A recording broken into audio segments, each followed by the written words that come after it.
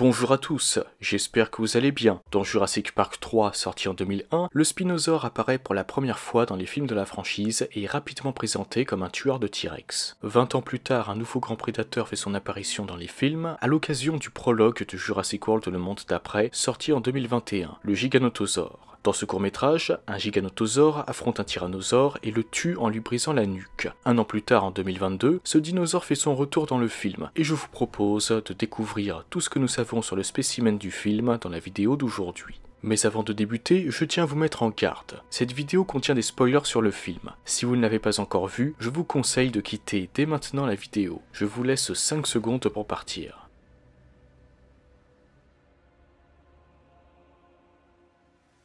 À un certain moment avant les événements du film, Biosyn parvint à mettre la main sur de l'ADN de Giganotosaure et à en ramener un à la vie. Cet individu vivait dans le sanctuaire de Biosyn, une vallée se trouvant dans les Dolomites, un massif montagneux en Italie. Il est cependant à noter que Biosyn n'est pas la première société de génétique ayant de l'ADN de Giganotosaure en sa possession. InGen en avait aussi et s'en était servi pour créer l'hybride de Jurassic World, l'Indominus Rex. Mesurant 4,5 mètres de haut et 12,8 mètres de long, le Giganotosaure de Biosyn possédait une peau d'un brun foncé comprenant plusieurs rayures noires. Il avait une rangée de piquants s'étendant de son cou à sa queue, ainsi que des plaques osseuses, le faisant ressembler à un crocodile. Il en est de même pour ses dents qui font penser à celles d'un crocodile.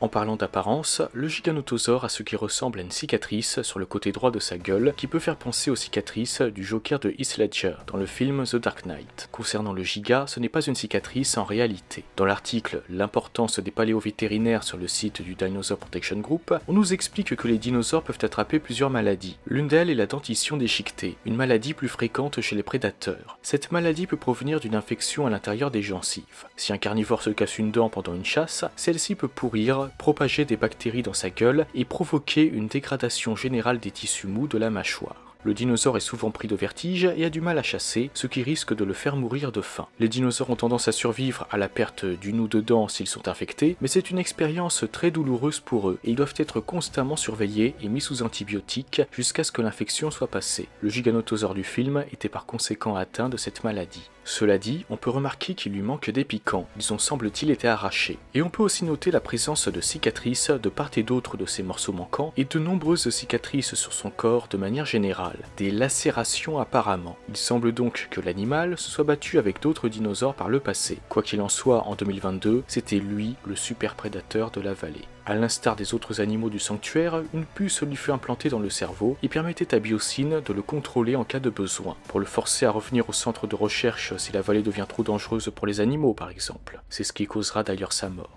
Voilà tout ce que vous devez savoir sur le Giganotosaure de Biosyn.